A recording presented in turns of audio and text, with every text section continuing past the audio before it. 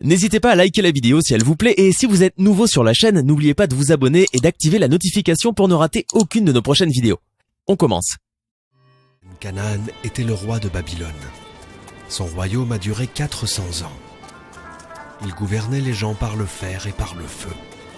Il était l'un des 4 rois qui dominèrent la terre tout entière. 2 d'entre eux étaient croyants, Douel-Karnaïn et Salomon, que la paix soit sur lui. Et 2 d'entre eux étaient mécréants, Nabuchodonosor et Nemrod, le héros de notre histoire.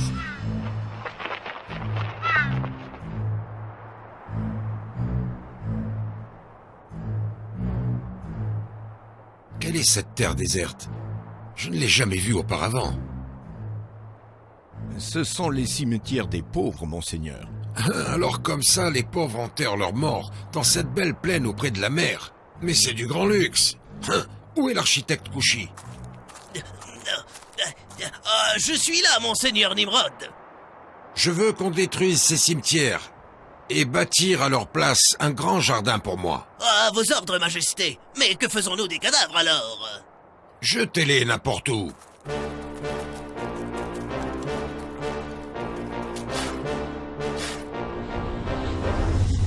Hazar, le grand prêtre. À votre service, Majesté. J'ai visité le temple hier et j'ai vu qu'il y avait plusieurs idoles.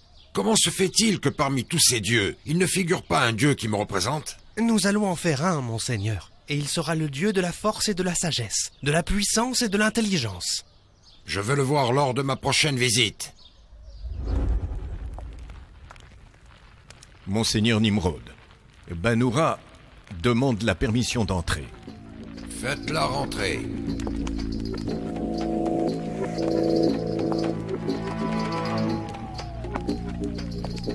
Assieds-toi auprès de moi, Banoura. J'ai vu pendant la nuit une chose qui me paraît bien dangereuse, que je ne peux annoncer devant tout le monde.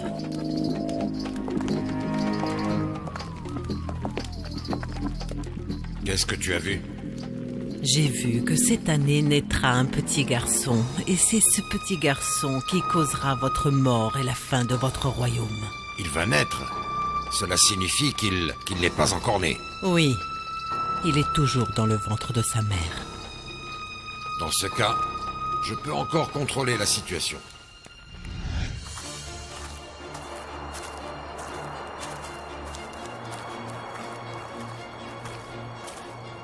Est-ce que tu sais où est-ce qu'il nous emmène, Soumaya?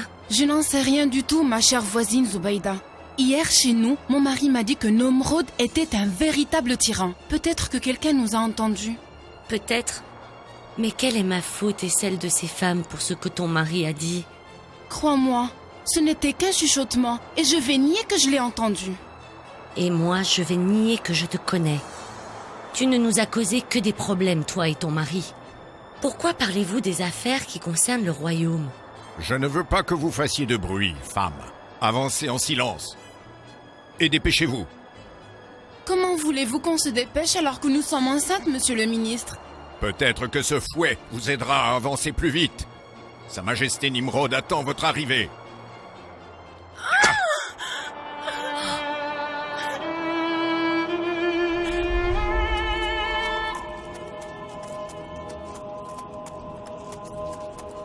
Votre Majesté. J'espère bien pour vous que vous avez pris soin de vérifier que toutes ces femmes sont enceintes. Bien sûr, Votre Majesté. C'est parfait. Laissez-les dans un endroit sécurisé, jusqu'à ce qu'elles accouchent.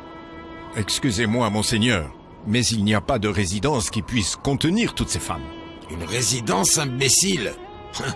Penses-tu qu'elles soient les invitées du roi? Je vous prie de m'excuser, monseigneur. Est-ce que j'ordonne qu'on les mette dans les écuries des chevaux? Ne dérangez pas les chevaux. Mettez-les plutôt dans les réserves. Et que ferons-nous après qu'elles auront accouché? Les filles qui naîtront, vous les emmènerez à la résidence des servantes. Et pour les enfants mâles? Vous les tuerez tous directement.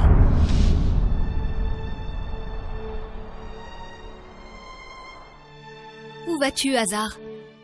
Parle-moi fort, ma sœur. Je vais dans les montagnes, où se cache ma femme. Je m'inquiète pour toi, Hazar. Si Nimrod apprenait que tu lui caches que ta femme est enceinte... Il me fait entièrement confiance. Je suis le grand prêtre du temple. Je lui ai fabriqué une idole, et il est ainsi devenu un des dieux. Mais tu sais bien qu'on ne peut pas se fier à lui. Tu as raison. Et je ne sais pas ce que je vais faire au moment où l'enfant va naître. Qu'il reste avec sa mère dans la grotte, jusqu'à ce qu'il devienne un jeune homme fort. Vas-y, va lui emmener de la nourriture. Elle en a grand besoin.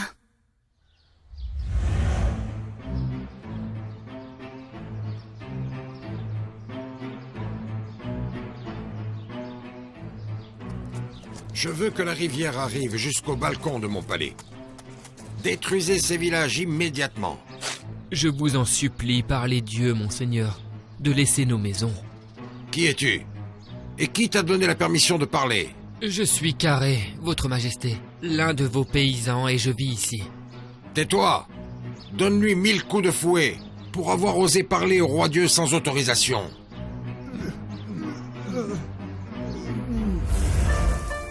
La femme d'Hazar a donné naissance à un petit garçon. Abraham, que la paix soit sur lui.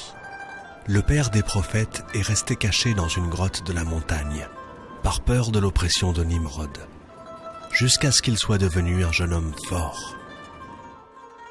Mon cher frère, est-ce que tu vas voir mon neveu Abraham, c'est ça? Oui, je vais le voir. Et pourquoi tu as l'air aussi triste? Il n'écoute jamais ce que je lui dis. Il me contredit dans toutes choses, et il refuse d'adorer nos dieux. Mais tu ne peux pas nier qu'il est bien éduqué et qu'il a une morale et de bonnes valeurs, que je n'ai jamais vu chez quelqu'un dans ma vie. Tu es de son côté parce que tu es sa tante. Non, Hazar. Tous ceux qui connaissent Abraham connaissent sa valeur et l'admirent beaucoup. Si seulement il m'obéissait et adorait nos dieux. Mais il préfère rester isolé et regarder la lune et le soleil. Et moi, je ne le comprends plus du tout.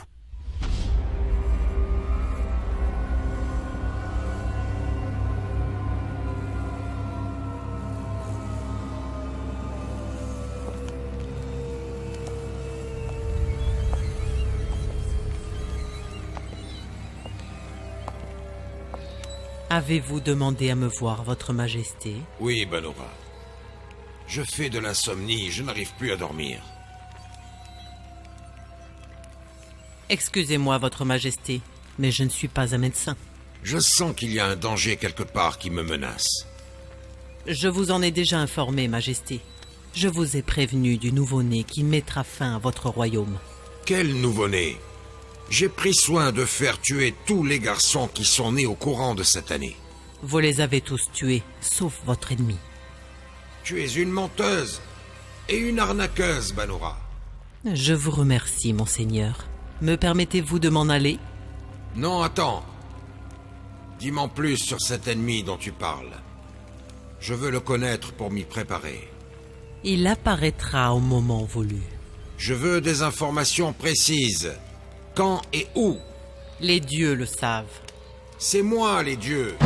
Et personne au monde ne peut m'affronter. Tu comprends ça?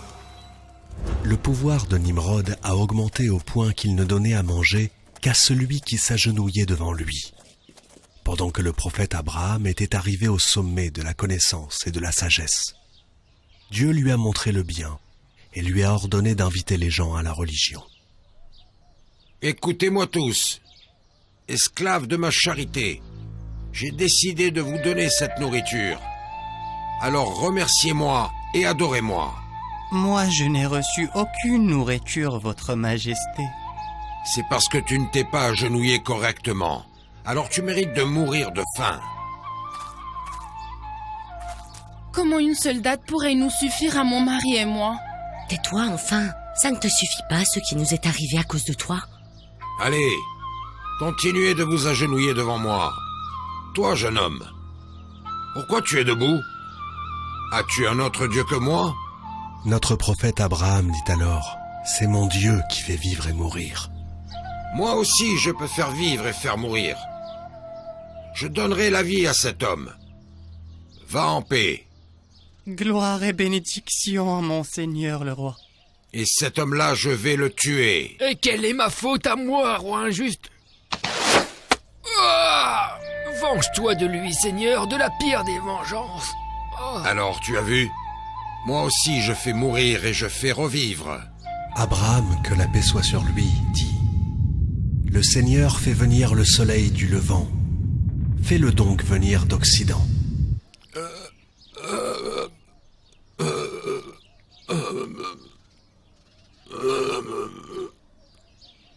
Qu'est-ce qui vous arrive, monseigneur? Pourquoi vous êtes-vous soudain arrêté de parler?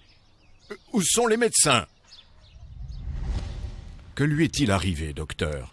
Je ne sais pas, monsieur le ministre. Comment ça, vous ne savez pas? N'est-ce pas votre travail? Il y a des choses que la science ne peut pas découvrir. Vous êtes un bon architecte. Alors savez-vous comment le ciel peut tenir, sans aucune colonne? Non. C'est un secret parmi les secrets de l'univers. Eh bien, ce qui est arrivé au roi Nimrod est une maladie dont nous ne connaissons ni l'origine ni les causes. Je ne comprends jamais rien à tout ce que racontent les savants. Parle-moi toi plutôt, Banoura. Est-ce que c'est la fin du roi Nimrod? J'arrive à voir le roi Nimrod, qui se relève de sa maladie et qui revient encore plus fort que ce qu'il était. Au nom d'Allah, le tout miséricordieux, le très miséricordieux. Connais-tu l'histoire de cet homme à qui Dieu avait donné la royauté et qui, imbu de son pouvoir, engagea une dispute avec Abraham au sujet de son Seigneur? Abraham avait dit: « C'est mon Dieu qui donne la vie et la mort. » « Non, rétorqua l'homme, c'est moi qui fais vivre et mourir. » Abraham lui dit alors: « Dieu fait venir le soleil de l'Orient. Fais-le donc, toi, venir de l'Occident. » Et l'impie resta confondu, car Dieu ne guide point les ingrats. Allah.